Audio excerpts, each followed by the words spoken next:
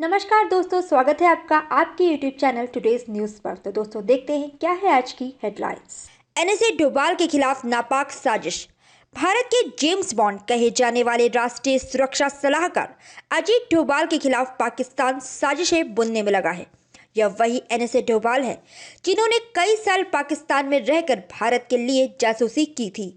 अब जम्मू कश्मीर पुलिस द्वारा शोपिया के हिदायतुल्लाह मलिक के नाम के शख्स को गिरफ्तार किया गया है। इस पर एनएसए डोभाल के ऑफिस के अलावा कुछ अन्य महत्वपूर्ण जगहों की रेकी करने के सबूत मिले हैं, जिसे उसने पाकिस्तान स्थित अपने आकाओं को भेजे हैं। इसके बाद सुरक्षा एजेंसियां अलर्ट पर हैं। गृह मंत्रालय के सूत्रों के अनुसार जम्मू कश्मीर में अलगाववाद पार्ट 2 शुरू करने की साजिश की जा रही है, जिसके लिए आईएसआई विदेशों से मिली फंडिंग का इस्तेमाल कर रही है। एक अन्य रिपोर्ट के मुताबिक तुर्की भी पाकिस्तान के साथ कश्मीर में आतंकी साजिशों को अंजाम देने में जुटा हुआ है।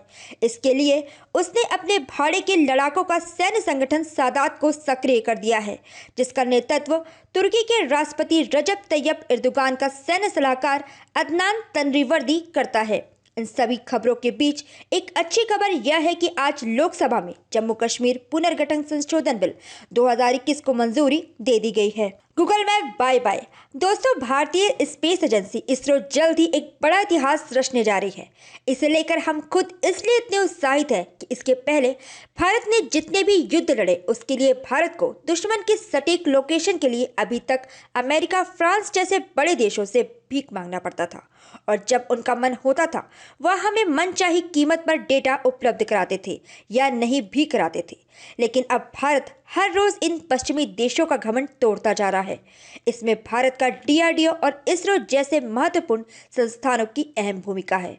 अब धमाका करने की बारी इसरो की थी और उसने इसमें बेहद बड़ी कामयाबी हासिल कर ली।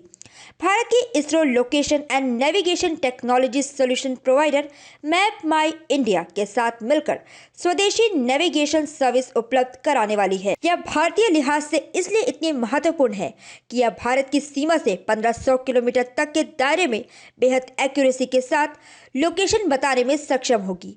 यह इतनी एक्यूरेट होगी कि भारत के बाहर भी अपने पड़ोसी मित्र देशों को भी मौसम संबंधी आपदा प्रबंधन के साथ उनके देश को मैपिंग की भी सुविधा उपलब्ध करवा सकती है। और भारत का यह सिस्टम गूगल मैप जैसी बड़ी कंपनियों के मुंह को बंद करने का काम करेगा, जो अपनी मर्जी के हिसाब से भारत के राज्यों को हमारे पड़ोसी देशों की सीमा के अंदर दिखाते थे। सेना प्रमुख का चीन पर बड़ा बयान। Army chief general MM Naravane ने आसाम राइफल और यूनाइटेड सर्विस इंस्टीट्यूशन की संयुक्त वार्षिक समिट कार्यक्रम के दौरान चीन पर अहम बयान देते हुए कहा कि एलएसी पर चीन के बढ़ते हस्तक्षेप और यथास्थिति में एक तरफा बदलाव की कोशिशों के कारण दोनों देश की सेना में टकराव हुआ और चीन के इस रवैये के कारण भारत का भरोसा टूटा है। सेना प्रमुख ने आगे कहा कि चीन द्वारा कमजोर देशों को दबाने और बेल्ट एवं रोड परियोजना के जरिए क्षेत्रीय निर्भरता बढ़ाने की कोशिशें की जा रही हैं। आगे उन्होंने अमेरिका का जिक्र करते हुए कहा कि चीन अमेरिका के बीच बढ़ती दुश्मनी ने भी क्षेत्रीय असंतुलन और अस्थिरता पैदा की है। सेना प्रमुख ने इसी दौरान कहा कि नेपाल भारत का सहयोगी देश रहा है, लेकिन हाल ही के वक्त में वहां चीनी निवेश बढ़ा है, जबकि भूटान इस दिशा में बड़ी सावधानी से कदम उठा रहा है और बांग्लादेश के साथ भारत के संबंध मजबूत हुए हैं। इन तीनों देशों के समीकरण का पूर्वोत्तर पर असर पड़ रहा है और सेना की नज़र इन बदलावों पर है। अगर आपने मेरे चैनल को अभी तक सब्सक्राइब नहीं किया है तो प्लीज़ लाइक करिए, शेयर करिए और सब्सक्राइब करिए।